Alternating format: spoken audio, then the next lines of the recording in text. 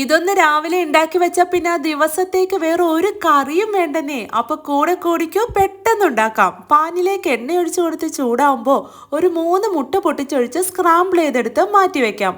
അതേ പാനിലേക്ക് വേവിച്ച് വെച്ച് സോയ 2 പീസായി കട്ട് ചെയ്തതും കൂടെ ചേർത്ത് അത് നല്ല പോലെ നിളക്കി റോസ്റ്റ് ചെയ്ത് കോരി മാറ്റാം.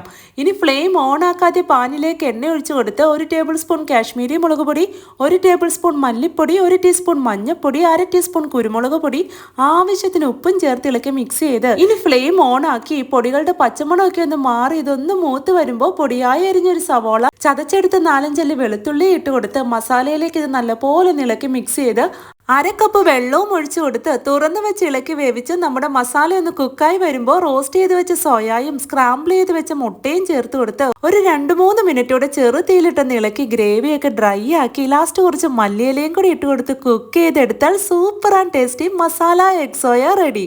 മോർണിംഗ് ബ്രേക്ക്ഫാസ്റ്റ് മുതൽ നൈറ്റ് ഡിന്നർ വരെ ഏതിനൊപ്പം നമ്മുടെ ഈ മസാല എഗ് സോയ സെറ്റാട്ടോ. അപ്പോൾ എങ്ങനെ ഒന്ന് ട്രൈ ചെയ്ത് നോക്കുമല്ലേ. അപ്പോൾ ഇതേപോലെയുള്ള ഈസി ആൻഡ് ടേസ്റ്റി റെസിപ്പീസിനെ പേജ് ഒന്ന് ഫോളോ ചെയ്യാനും ലൈക്ക് ചെയ്യാനും മറക്കല്ലേ. അപ്പോൾ ഓക്കെ, ബൈ.